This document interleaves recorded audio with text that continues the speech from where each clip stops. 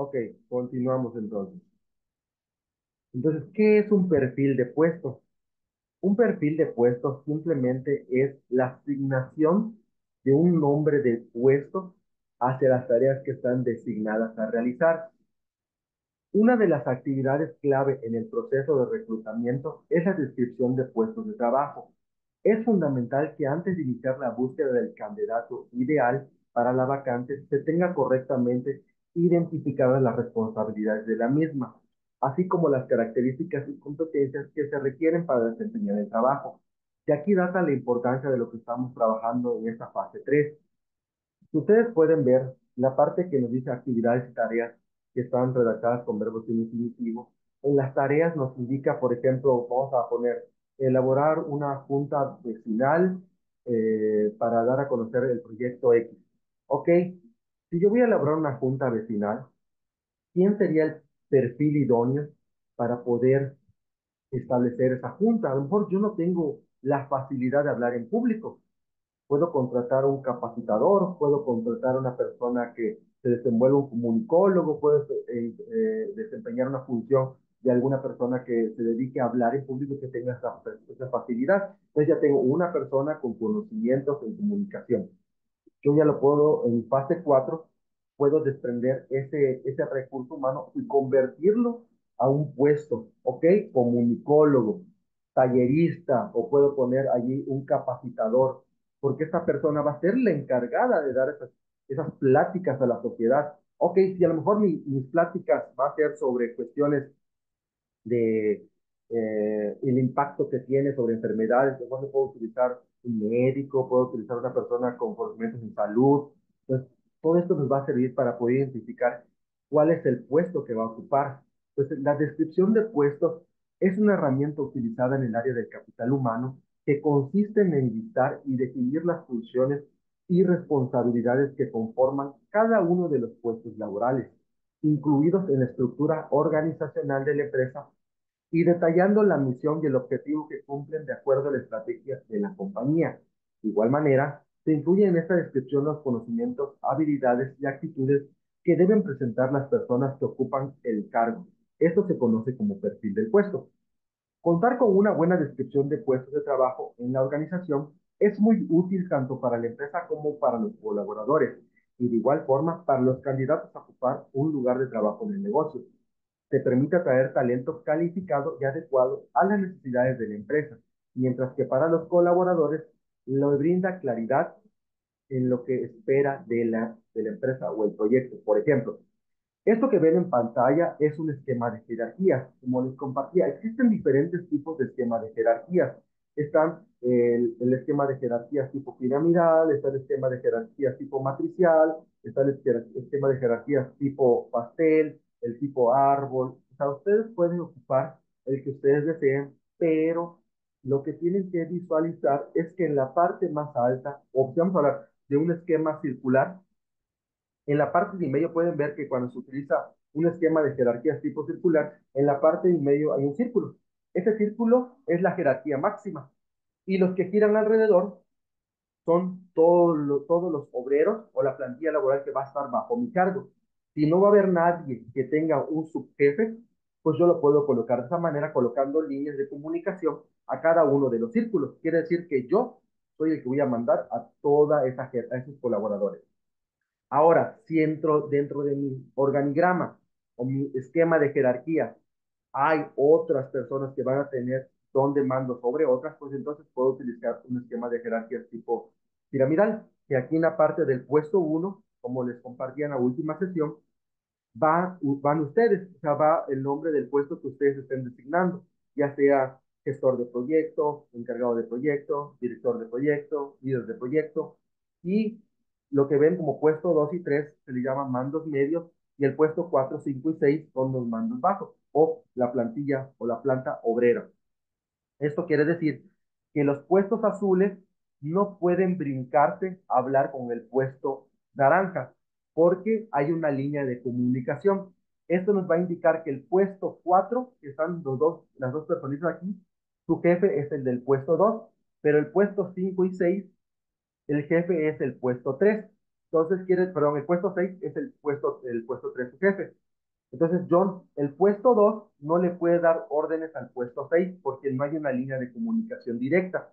Su jefe es el puesto 3, o sea que todo lo que él haga le va a mandar solicitud al puesto 3 y el puesto 3 al puesto 1. Ahora bien, entre el puesto 3 y el puesto 2, ninguno se puede dar órdenes porque están en la misma línea de comunicación. Quiere decir que ahí nadie tiene una mayor jerarquía. La mayor jerarquía va a ser el puesto naranja. El puesto naranja le va a dar órdenes a toda la plantilla laboral. Ahora bien, ¿qué es la parte alusiva de este esquema de jerarquías? Vamos, por ejemplo, aquí yo tengo el director de proyecto. En el puesto 2 y 3, a lo mejor yo coloco mal y pongo aquí, por ejemplo, un ayudante general y aquí pongo un técnico de informática en el puesto 3. Pero el ayudante general tiene como puesto 4, o sea, como subordinado a vamos a ponerle a un diseñador gráfico y tiene como puesto 5 a un contador. Imagínense cómo un auxiliar general puede tener mayor don de mando sobre una persona que tiene mayor conocimiento como lo que es un contador. Desde ahí estaríamos hablando que las líneas de comunicación no estarían congruentes, porque no puede tener mayor jerarquía un puesto más bajo que un contador. Quiere decir que a lo mejor el puesto 2 tiene que estar el contador y viceversa, y el ayudante general debería estar en el puesto 5 porque tiene mayor nivel jerárquico por los estudios que éste debe de contener. Esa es la parte que nosotros debemos de trabajar en un esquema de jerarquías. Ahora bien, ¿qué diferencia existe entre una descripción de puestos y el perfil de puestos? La diferencia entre un perfil del puesto de trabajo y una descripción del puesto de trabajo es que una descripción de trabajo describe las responsabilidades del puesto, mientras que un perfil de trabajo establece los estándares esperados para la realización de la tarea. ¿Qué no son perfiles de puesto? Yo mismo, vecinos, familiares, amigos, comunidad o nombres propios. Esto no es lo que solicita la columna de recursos humanos.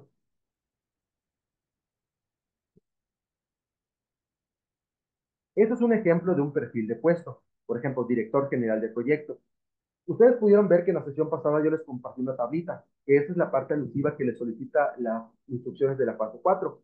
Ustedes lo pueden hacer así, lo pueden hacer como está aquí en presentación, pueden ir colocándolo en diferentes diapositivas o en su caso pueden compactarlo en un solo recuadro, ¿no? Por ejemplo, nombre del puesto. ¿Cómo es esta parte relativamente? ¿Ustedes han visitado, por ejemplo, alguna tecnología de buscar trabajo? Por ejemplo, Index, Computabajo, Job Rápido, que aparece, se busca auxiliar general. Le dan clic y les aparece todo lo detallado. Una persona de 18 a tantos años, con sexo indistinto, estado civil no relevante, escolaridad, estamos hablando secundaria, habilidades específicas, capacidad de trabajo en equipo, que sea responsable, que sea honesto, actitudes, principios y valores, trabajo en equipo, liderazgo, todo lo que quieran poner, actividades que va a realizar, es el encargado de tal, tal, tal. Ah, estamos hablando de qué va a realizar en su proyecto y en qué fases va a intervenir. Tenemos tres fases: actividades previas, actividades de desarrollo y actividades de concreción. Puede ser que a lo mejor ese auxiliar general solo va a participar en actividades previas y actividades de desarrollo. Ustedes lo van a colocar así. ¿Qué pasa si yo coloco dentro de mi tabla todas las fases? No estamos cumpliendo. Debemos de poner cuáles son las fases específicas, porque esas fases deben de concretar con la parte de la tabla, porque hago un cotejo, checo su fase 3, verifico su tabla y vamos a ver si realmente están cumpliendo con lo que están especificando ahí. Si la persona que colocaron, una persona con conocimientos de informática, está cumpliendo con la parte de que solo está especificado en actividades previas y actividades de concreción, por ejemplo, ¿no? Entonces, esa es la parte que nosotros debemos de trabajar. Ahora, el organigrama, que era lo que les acabo de explicar. Un organigrama muestra la estructura interna de una organización o empresa. Los empleados y sus cargos se representan con rectángulos y otras figuras. A veces incluyen fotos, informaciones de contacto, correos electrónicos y enlaces a páginas web, iconos e ilustraciones. Las líneas rectas o con un ángulo de 90 grados unen los niveles. Esto crea una representación visual de la clara jerarquía y los rangos de todos los empleados, trabajos y departamentos que conforman la organización. Esto es la importancia y relevancia que realmente tiene. Esas líneas de comunicación, al estar debidamente interconectadas, me denota la comunicación interna. ¿Qué pasa, por ejemplo, que yo, en el gerente general que está aquí, general manager, que tiene al Office General o el gerente de oficina no tuviera esta línea de comunicación, esto me indicaría que esta persona es externa, que no es de mi proyecto, que es un gerente de oficina que lo contrato por tiempos pero que no representa un recurso vital para mi empresa. Pero al tenerlo de esta manera me va a indicar que este gerente de oficina tiene don de mando sobre toda esta plantilla. Ahora, ¿qué pasaría si esta línea de comunicación fuera punteada? Que en lugar de que fuera línea recta, tuviera punteada. Me va a indicar que este gerente general no tiene don de mando sobre todos estos, solamente tiene comunicación con el gerente general y solamente va a trabajar en tres dos piezas, pero no tiene don de mando sobre los demás. Por eso es muy importante las líneas de comunicación dentro de un organigrama. ¿Hasta aquí tienen alguna duda con respecto a sus trabajos que están realizando? Con toda confianza lo pueden compartir. Si no quieren hablar, escríbanlo en el chat y los leo.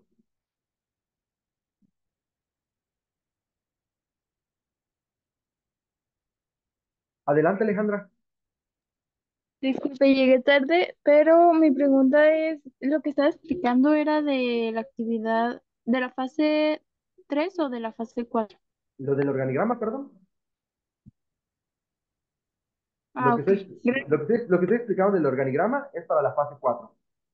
Ok, gracias. Sí, ya ven que sus instrucciones les pide que a partir de los perfiles que tienes en tus recursos humanos, vas a identificar sus tareas, sus actividades a realizar y sus características del perfil. Era la tablita que les compartí la sesión pasada. Una vez que ustedes ya tengan su tablita donde ponen el nombre del puesto, que ponen, por ejemplo, gerente de proyecto, auxiliar administrativo, colaborador, ponen, por ejemplo, ayudante de limpieza, etcétera. En la columna de en medio le van a colocar las características del perfil. O sea, si es que sean personas honestas, responsables de tal edad. Y posteriormente lo que van a hacer es en la siguiente columna fases en las que va a intervenir, ya sea actividades previas, actividades de desarrollo o actividades de concreción. Y en la última columna le van a colocar las actividades que van a realizar, o sea, qué tareas van a realizar dentro de su proyecto. Una vez que ustedes ya tienen esa tabla, van a colocar un esquema de jerarquía, que como les compartía, para que no haya confusión, porque he visto que genera mucha confusión las instrucciones. Ustedes colocan esquema de jerarquía en Google y simplemente es un organigrama, esquema de jerarquías. ¿Por qué les dice esquema de jerarquías y no organigrama? Porque el esquema de jerarquías existen infinidad. Comúnmente dentro de la parte del proceso administrativo, cuando hablamos de un organigrama, siempre hablamos de un organigrama casi el organigrama tipo piramidal, que es el que les acabo de mostrar.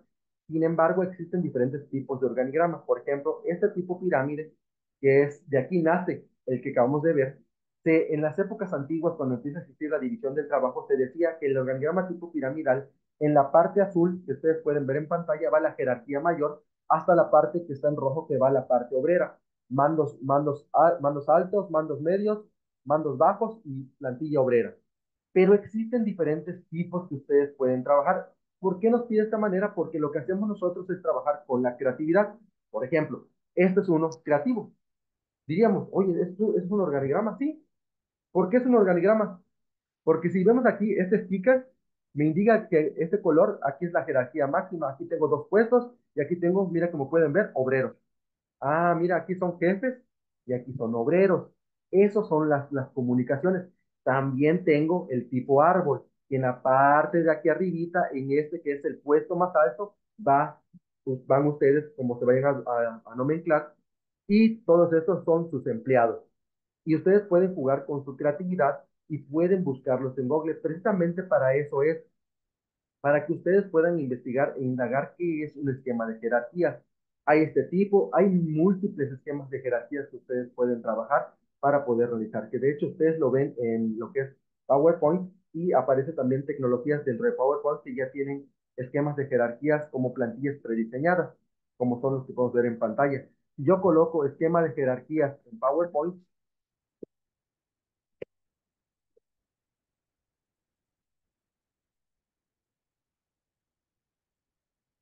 les aparece todo esto. Y aquí también, para que vean, esta es la parte, aquí está el esquema de jerarquía, son todos estos. Pero esto me va a indicar, por ejemplo, si yo coloco este tipo aquí, vamos a ver si lo deja hacer más grande. Este que está aquí se llama esquema de jerarquía tipo matricial. Aquí va el puesto más alto, aquí van los mandos medios y aquí van los mandos bajos, o la plantilla obrera. Eso es la parte, pero si yo, por ejemplo, como les compartía, en esta parte de aquí yo coloco el nombre de mi proyecto y aquí empiezo a poner los nombres de los perfiles, automáticamente eso me va a indicar que el nombre del proyecto es la jerarquía máxima. Entonces, es una parte que no está correcta. Entonces, aquí debe de ir el puesto más alto y el puesto más alto son ustedes. Entonces, ustedes siempre van a ir a la cabeza de su proyecto.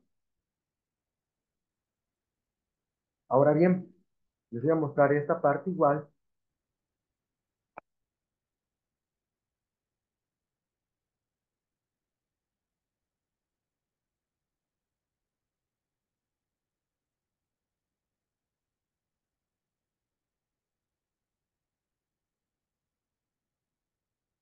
Ya veíamos, estamos viendo la parte de lo que es un proyecto. Vamos a ver la parte de la estimación de recursos. ¿Cómo hacer correctamente la planificación y estimación de recursos de un proyecto? El éxito de la gestión de un proyecto se apoya en el proceso de estimar correctamente los recursos de las actividades que lo componen. Que como bien, desde que iniciamos, a veces vemos las cosas y digo, dentro de los proyectos sociales, ¿por qué es tan importante definir cada uno de los recursos? Esa etapa de viabilidad, como les compartía, es la etapa de definir si el proyecto va a ser exitoso o no. Desde aquí nace el parteaguas de nuestra siguiente semana. Por ello es muy importante que tomen muy a consideración las recomendaciones que se les hacen. Como les compartía, no es el hecho de que digan no requiero, sino ¿por qué no lo requieren? ¿De dónde nace? ¿Cómo lo justificamos? ¿De dónde es la base sólida de acuerdo al proceso administrativo que no requerimos un recurso? Porque de acuerdo al proceso administrativo, como dicen los autores, cada recurso es importante para realizar un proyecto. El recurso material nos va a servir para poder llevar a cabo las tareas y las actividades. El recurso tecnológico es la tecnología que nos va a permitir trabajar con el recurso humano. El recurso humano es importantísimo para la elaboración. Sin el recurso humano, ¿para qué nos sirve el recurso material? ¿Para qué nos sirve el recurso tecnológico? Si no tenemos esa persona idónea que nos va a ayudar a gestionar correctamente sus recursos. Y el recurso financiero, ¿cómo voy a solventar cada uno de mis costos y gastos? Entonces, estos deben de ser determinados por la dirección del proyecto. ¿Y quién es el director del proyecto? Ustedes. Entonces, lo antes posible, idealmente antes de que el proyecto se ponga en marcha. Por eso, lo que les he compartido, que lo que estamos trabajando realmente es un anteproyecto, porque todo esto que nosotros estamos haciendo como base sólida nos va a servir para elaborar un proyecto de investigación. ¿Qué es la estimación de recursos? La estimación de recursos consiste en la planificación y garantía de la disponibilidad de los mismos para asegurar el buen desarrollo y el éxito del proyecto. La gestión de los recursos disponibles es esencial para cualquier proyecto y debe tenerse en cuenta incluso antes de que el mismo comience. La gestión de las cantidades de recursos necesarios, así como su optimización, son dos factores clave para cumplir a cabalidad con la entrega de un proyecto. Entonces, ¿cómo estimar recursos en un proyecto? La estimación de los recursos está anclada a la gestión de un proyecto en el sentido más amplio, pues incluye diferentes aspectos relacionados con el proceso, tales como la proyección de la duración. Que eso, ustedes han visto, ha sido muy redundante la información de la duración, porque precisamente todo esto va con base sólida en el planteamiento del objetivo general. Esos objetivos generales que eran de mediano a largo plazo, que como bien compartíamos desde el inicio de la sesión, ¿por qué no pueden ser a corto plazo? Porque los proyectos sociales tienen una base sólida en ser de mediano a largo plazo. Y costo de las actividades, presupuesto provisional. ¿Por qué presupuesto provisional? Porque como vieron en la última sesión, son recursos estimados. Aquí, pero son recursos estimados acordes a la temporalidad. Entonces, esto es muy importante que nosotros estructuremos de una manera y los argumentemos. La estructura de desglose de los recursos identificados por categorías, humanos, materiales, tecnológicos, etc. La asignación de recursos por cada actividad, según los perfiles y habilidades que ustedes están creando. Todo esto es coordinado por él o la directora del proyecto, el cual debe de asegurarse de que el mismo sea rentable y los plazos se cumplan. ¿Cuándo vamos a saber sobre esa rentabilidad? Nuestra siguiente semana. Si aquí estamos viendo la viabilidad, la siguiente semana vamos a ver algo que se llama rentabilidad y factibilidad. Entonces, vamos a ver cómo llevar a cabo la estimación. Estimación de las necesidades. Según los diferentes tipos de recursos que puede requerir tu proyecto, debes de estimar todas las necesidades con la mayor precisión posible. Para ello, identifica los recursos, ya sean internos o externos, y construye una estructura jerárquica para los mismos, categoría y tipo. Este paso no es evidente, teniendo en cuenta que debe realizarse antes del comienzo del proyecto, en un momento en que todavía hay incertidumbre de cómo se va a llevar a cabo. Creación de un plan de gestión dentro del marco que se llama Project Management, que es un artículo que nos especifica sobre la gerencia de proyectos. La planificación representa visualmente la organización de las necesidades de los recursos, ya sean humanos, materiales o financieros, durante un periodo determinado. ¿Cómo vamos a determinar ese periodo? Recalcamos, el objetivo general nos lo indica. Tipos de recursos. Veamos que los tipos de recursos están primero los recursos humanos. Estos son quizás los recursos más importantes, pues son los que hacen el trabajo. Consisten en individuos, grupos de personas y entidades que ayudan a llevar a cabo las actividades necesarias para el buen funcionamiento y la finalización del proyecto. Su importancia radica en ser los que poseen el conocimiento y el know-how. El know-how, de acuerdo a lo que es el autor de McGraw-Hill, nos indica es el saber cómo.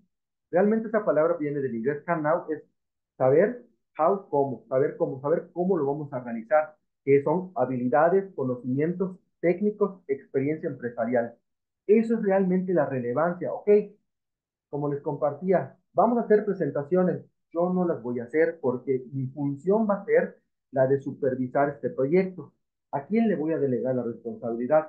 A un técnico en informática, a un auxiliar administrativo, a un ayudante en general, a un ayudante de limpieza, a un contador, a un empleado de nóminas, porque todos estos puestos ustedes han visto que los solicitan. ¿Por qué una empresa solicita todos estos puestos? Porque precisamente lo que hace es delegar responsabilidades. Tenemos el área de recursos humanos. El área de recursos humanos se encarga de la contratación del personal. Ok, estoy haciendo mi proyecto. ¿Qué requiero? Vamos a ver cuáles son los puestos que me van a servir por esta temporalidad. Ejemplos, como les daba, cuando se elaboran proyectos sociales que están trabajando ahorita el gobierno federal, contratan a ciertos grupos de lo que son encuestas telefónicas y empiezan a hacer llamadas a las personas y preguntan sobre si tienes refrigerador, si tienes estufa, cómo es tu vivienda. Todas estas encuestas están basadas en un proyecto. Esos proyectos que hace el gobierno, tanto federal, estatal y municipal, y esas llamadas que hacen, es una estrategia para saber cómo está la economía en México. Y eso sirve para determinar cuánto va a ser el capital de inversión que se va a realizar para los sectores. ¿Cómo nacieron los programas en los que dan ahorita apoyo a adultos mayores, en los que dan a los apoyos de becas a los estudiantes de Benito Juárez, precisamente en saber que la necesidad en México hay un mayor porcentaje de personas en escasos recursos, que realmente en México no existe la parte de alta demanda o la gente de socialité, como le llaman, sino está nada más los tipos de pobreza media y pobreza mediana. Y esos, los que se requieren en ricos, son de situaciones en que tienes ingresos más de 100,000 pesos al mes, o sea, según la parte de la metodología que se emplea. Ahora bien, en los recursos materiales, estos incluyen materias primas, materiales, maquinarias, herramientas, equipos, programas informáticos, instalaciones, etcétera. Puede tratarse de bienes que se ponen a disposición del proyecto temporalmente, que pueden volverse a utilizar más tarde, o bien fungibles que pueden utilizarse en una cantidad determinada y tienen un costo unitario. Por ejemplo, pongo en mis recursos materiales computadoras. Yo no sé cuántas voy a requerir, no me están pidiendo cuántas, solo me están pidiendo el recurso material, no me están pidiendo qué acciones voy a realizar con esa computadora, solo me están pidiendo el recurso material. Si la columna dijera acciones a realizar con el recurso material, entonces ahí sí, computadora para realizar presentaciones, ok, porque es lo que me están pidiendo. Pero si solamente me están pidiendo qué recurso material necesito, es computadora, impresora, no me piden cuántas. Lápices, lapiceros, hojas blancas, ok, ahí está, ya lo tengo. Recurso tecnológico, ¿qué me piden? Tecnologías, pues vamos a ver igual eso. Recursos financieros. Los recursos financieros corresponden al presupuesto del proyecto. Cada proyecto tiene un costo y por lo tanto requiere de una financiación. ¿Cómo vamos a obtener ese dinero? No lo sé. Entonces no lo están pidiendo. Solo requieren de un aspecto monetario con un soporte que me indique una estimación del costo del recurso material, de un costo de la estimación del recurso tecnológico y del pago del recurso humano por la temporalidad de su proyecto. Por ejemplo, si su proyecto es de 6 meses, vamos a contemplar el costo, las compras del material de la computadora, todo esto por 6 meses, ¿no? Pero si estamos hablando que es una computadora que se me va a quedar, pues lógicamente ahí va a estar el costo, porque es un costo fijo. Pero ¿qué sería un costo variable? El Internet, porque sabemos que no lo vamos a contemplar por mucho tiempo. Ok, vamos a hacer una contratación de Internet por 6 meses. Multiplico, que a lo mejor yo requiera el Internet básico, 400 pesos. Multiplico 6 por 4, 24, ¿no? Entonces, yo agarro y pongo 2.400 más la suma de los demás recursos. O en su caso, puedo poner la palabra dinero en efectivo. Coloco dinero en efectivo, dinero en efectivo, dinero en efectivo, dinero en efectivo, y con eso voy a hacer alusión de que necesito esa financiación para pagar el recurso material, para pagar el recurso tecnológico y para pagar el recurso humano. Porque podemos ver que en la plataforma nos da una ejemplificación que dice honorarios para quien realice la tarea. Ah, sí, pero recordemos y reflexionemos, la plataforma no les resuelve la tarea, la parte es la reflexión del estudiante. Sabemos que la palabra honorarios, como lo dice, es para quien realiza la tarea, entonces es para el recurso humano. El honorario, de acuerdo al sistema, nos indica que es un pago que se realiza a una persona por el desempeño de una actividad. ¿Por qué honorarios y por qué no llamarlo la quincena, como sabemos? Porque no vamos a tener una nómina grande, porque vamos a trabajar en base a proyectos. Cuando trabajamos en un esquema que es una contratación por base a proyectos, se refiere a un honorario que percibe. Comúnmente el trabajador tiene que estar dado de alta en el SAT para que puedas recibir un honorario y puedas deducir ese ingreso que estás percibiendo. A diferencia de cuando una empresa te contrata por tiempo indeterminado, la empresa se obliga a hacer todas esas deducciones ante el SAT, porque tienes un contrato que eso lo especifica. 4. Recursos tecnológicos. Estos corresponden a las tecnologías que se emplean para el diseño del proyecto. Estos recursos no son inagotables, sino que tienen como límite el plazo de entrega del proyecto. De ahí la importancia de saber manejarlos para alcanzar el proyecto. ¿Por qué dice esto? Porque realmente si yo, vamos a suponer, contemplara o no lo contemplo correcto, lógicamente puedo pagar de más. Pero también me puede servir, ¿no? Porque yo digo, le contemplé mayor dinero, me queda como fondo de caja chica. Entonces, todos estos recursos nos van a indicar la importancia que tienen. Si ustedes pueden ver en esta presentación, te dice que se pueden clasificar en diferentes categorías. ¿Por qué tiene una flecha que no tiene ni principio ni tiene final, sino que tiene un vaivén? Porque todos y cada uno de ellos son importantes para especificar la viabilidad de un proyecto. Un recurso o un proyecto que carece de recursos es un proyecto que no tiene la solvencia financiera para poder llevarse a cabo. Cuando un proyecto no tiene solvencia, no va a ser rentable. Y un proyecto rentable no va a tener la capacidad para poder tener un cronograma de trabajo y cumplir con la temporalidad de un proyecto. De aquí datas importancias. Y relativamente esto que vamos a ver ahorita es un tema que te lo tengo que explicar, pero no lo solicita lo que es las actividades, pero viene dentro del contenido del temario. ¿Por qué es tan importante conocer el método de la ruta crítica? El método de la ruta crítica es una técnica que te permite identificar las tareas para finalizar tu proyecto. Esto es decir, cuando elaboramos nuestras actividades y tareas que estamos haciendo ahorita en nuestra fase 3, en esta semana que viene van a elaborar un programa de trabajo o diagrama de Gantt, que viene del famoso autor Henry Gantt, que vamos a ver su historia en la siguiente semana. Pero Henry Gantt nos decía algo muy importante, decía, ok, yo ya tengo mis actividades, ya tengo las tareas que voy a realizar. Ahora, ¿cómo les voy a distribuir o cómo voy a distribuir ese tiempo? Tengo que ser flexible. La ruta crítica lo que nos va a identificar es Si yo hice mis tareas y mis actividades, puedo también tener un camino más largo, que a lo mejor por X situación me doy cuenta más tarde o en mi siguiente semana que me hizo falta alguna tarea, el método de la ruta crítica me va a poder determinar, anexar esa tarea para poder llegar al mismo objetivo. Se los voy a mostrar como ejemplo nada más. Esto que ven en pantalla es una ruta crítica. A veces diríamos, ¿qué es todo esto? ¿No? Ni yo le entiendo. Ah, pero ¿sabes qué? Que esto que está descrito en pantalla son sus actividades, sus tareas. Quiere decir que, por ejemplo, aquí tengo un inicio. Dice tarea A, 7 meses, tarea B, 10 meses. Pero ustedes pueden ver que en mi tarea C tengo 11 meses.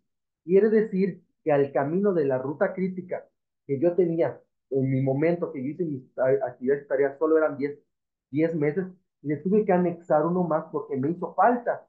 Lo que va a permitir la ruta crítica es poder ser flexible con ese cronograma de trabajo para poder llegar a la meta esperada. ¿Y cómo se realiza? Diríamos nosotros, ¿cómo se realiza todo esto? Tenemos unas fórmulas específicas para realizar el método de la ruta crítica, ¿sí? Y ya no me va a dar tiempo de presentarles todo esto, pero es un método que se llama pasos del CRM, que esto ustedes lo vieron también en sus tecnologías emergentes, que les decían métodos CRM. Hoy en la actualidad las tecnologías como Asana, Trello, Monday.com tienen estos pasos CRM de la ruta crítica para poder identificar. Esto es con el método CPM, que nos indica planificar, notificar, controlar, monitorear, analizar y reportear. Todos estos pasos que nos indican nos sirven precisamente solo para identificar qué tareas nos hicieron falta para poder llegar a la conclusión, que era una red de proyectos. Y bien, con esto que nos termina nuestra sesión, estaríamos viéndonos la próxima semana para iniciar nuestra semana 3. De igual manera, si tienen alguna duda, con toda confianza la pueden escribir en el chat de la plataforma. Si tienen alguna duda cuando estén haciendo su trabajo, no se queden con la duda, por favor. Es preferible que ustedes la compartan que a que se queden con la duda y suban su trabajo. Para aquellos estudiantes que no tuvieron una calificación aprobatoria en las fases que ya tuvieron, tienen hasta el domingo antes de las 23 horas con 59 minutos para corregir su actividad. Ahí ya tenemos nuestra retroalimentación de las actividades para que las puedan ir corrigiendo y que tomen a consideración la información de los espacios abiertos. Que tengan un excelente fin de semana, cuídense muchísimo y esas dos personitas que entraron, por favor, colóquenme su nombre completo en el chat para colocar su participación activa.